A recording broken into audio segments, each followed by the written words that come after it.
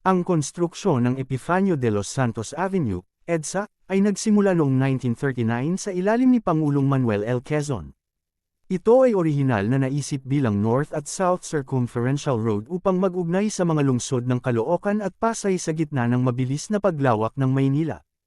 Kasaysayan ng konstruksyon. Paunang konstruksyon, 1939 hanggang 1940, sa pangunguna ng mga inhinyero na sina Florencio Moreno at Osmundo Munsod, ang proyekto ay nagsimula ilang sandali bago ang ikalawang digmaang pandaigdig. Bahagyang pagbubukas, 1940, ang kalsada ay bahagyang binuksan ngunit nanatiling hindi tuloy-tuloy, lalo na sa Ilog Pasig sa Guadalupe. Pagkumpleto pagkatapos ng digmaan, 1950s hanggang 1970s, ang makabuluhang trabaho ay nagpatuloy pagkatapos ng digmaan. Ang tulay ng Guadalupe ay itinayo noong dekada, 1960, upang ikonekta ang Hilaga at Timog na mga pampang, at ang iba't ibang mga extension ay nagpatuloy hanggang dekada 1970, na kadalasang naantala ng mga isyu sa right-of-way sa Pasay. Mga pangunahing extension, 1965 hanggang 1999, noong 1965, pinalawak ito hanggang Taft Avenue at Rojas Boulevard. Noong 1999, narating nito ang kasalukuyang katimugang dulo nito sa SM Mall of Asia Globe Rotonda sa Bay City, Pasay. Pagbabago ng mga pangalan. Ang highway ay sumailalim sa ilang pagbabago ng pangalan na sumasalamin sa iba't ibang makasaysayang panahon.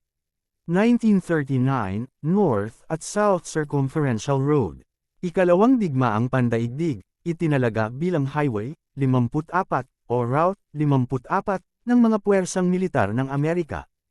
1945 hanggang 1946, maikling pinangalanang MacArthur Boulevard, pagkatapos ay Avenida 11 de Hunyo, ang parangal sa petsa ng kapanganakan ng pambansang bayani na si Jose Rizal. 1959 na kasalukuyan, opisyal na pinalitan ng pangalan ang Epifanio de los Santos Avenue, EDSA, noong ika-7 ng Abril, 1959, sa pamamagitan ng Republic Act No. 2140 upang parangalan ang Pilipinong iskolar at historyador. Mga pangunahing espesipikasyon. Haba, humigit kumulang 23.8 kilometro, 14.8 milya. Mga daan, orihinal na isang kalsadang aspalto na may dalawang linya. Ito ay pinalawak sa 4 na linya noong dekada, 1950. Ngayon ay karaniwang nagtatampok ito ng 6 na linya sa bawat direksyon.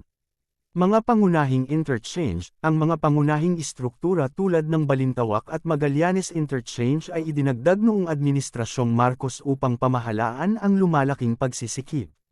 Kung mahilig ka sa mga ganitong content pa-follow na sa aking page, salamat.